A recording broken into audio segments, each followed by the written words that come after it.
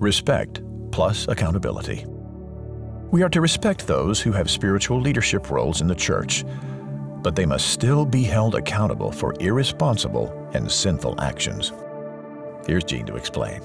Let me give you a little background here in chapter 26 before we take a look at the text that really give us this principle. David is hiding once again, and Saul is out looking for him. Has 3,000 of his choice men of Israel. And he goes to the wilderness where David is hiding. And he actually camped by the side of the road. And David is just really on the other side of the hill. And he discovered that Saul had come after him. So David sent out spies. He knew for certain that Saul had come. And immediately we find that David went to the place where Saul had camped. And the interesting thing is that they were asleep. They were all camped around and they fell asleep. And so David said, "Who will go with me to the camp of Saul?" "I'll go with you," answered Abishai. And here we pick up the story. Let me just share it with you because this yields a very significant principle in terms of respect plus accountability. Let's look at verse 7, chapter 26. That night, David and Abishai came to the troops, and Saul was lying there asleep in the inner circle of the camp with his spear stuck in the ground by his head. Abner and the troops were lying around him. They were all asleep. And Abner, of course, was his primary bodyguard. And then Abishai said to David, "Today God has handed your enemy over to you." That sounds like what the men said before when Saul was asleep in the cave. Got another opportunity here. And so Abishai says, "Let me thrust the spear through him into the ground just once. I won't have to strike him twice." I mean, they're standing there right next to Saul, and he's sound asleep. Everybody is sound asleep. Well, the story goes on, but David said to Abishai, "Don't destroy him. For who can lift a hand against the Lord's anointed and be blameless?" Again, we see David's sensitivity to the situation. David added, "As the Lord lives, the Lord will certainly strike him down. Either his day will come and he will die, or he will go into battle and perish." In other words, this is God's business. Vengeance belongs to the Lord. In essence, he was saying, this is not my responsibility. This is the Lord's anointed. I'm going to trust God in this situation. However, because of the Lord, David went on, "I will never lift my hand against the Lord's anointed. Instead, take the spear and the water jug by his head and let's go." Well, we have them going back to their place, and then from a distance, David shouts to Saul. And he even taunts his bodyguard. And he really holds him responsible and said, "What are you doing? I had an opportunity. If you'll take a look, you will see what has happened. You'll see what is missing." And he explains all of this, and he says, "Look, I had an opportunity to kill you. Why are you still trying to kill me?" And once again, deja vu, here we have Saul's reaction. Saul responded, "I have sinned." We've heard that one before, haven't we? "I have sinned. Come back, my son David. I will never harm you again because today you considered my life precious. I have been a fool." Weird situation, isn't it? Again and again. "I have been a fool. I've committed a grave error." David answered, "Here is the king's spear. Have one of the young men come over and get it. May the Lord repay every man for his righteousness and his loyalty. I wasn't willing to lift my hand against the Lord's anointed.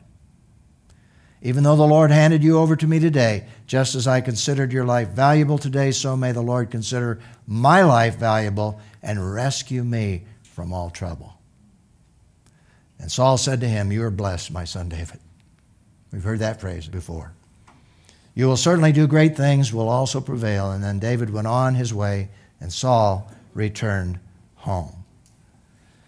Now what we have here is a very interesting Old Testament illustration to the Lord's anointed. And I want to read the principle again so you get the connection. Let me read the principle.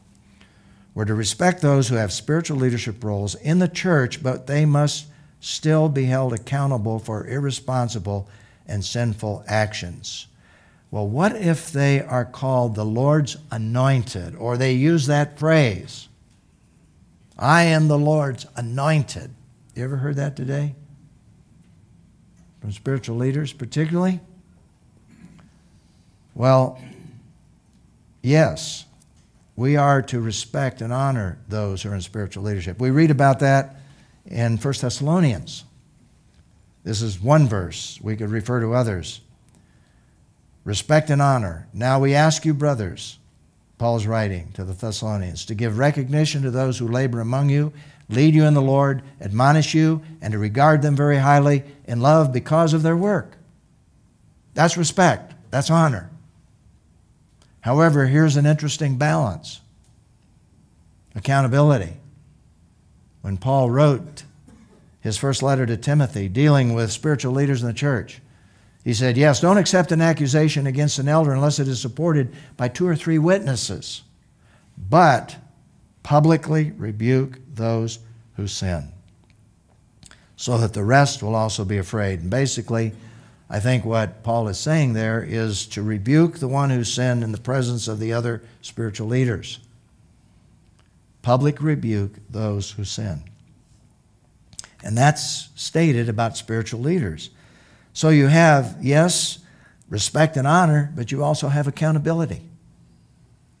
And you have a responsibility to confront those who are indeed spiritual leaders. Now, the question for reflection response, which really zeroes in on the principle, and it's this: why is it dangerous to use David's refusal to harm the Lord's anointed as a prohibition against holding spiritual leaders responsible for their actions?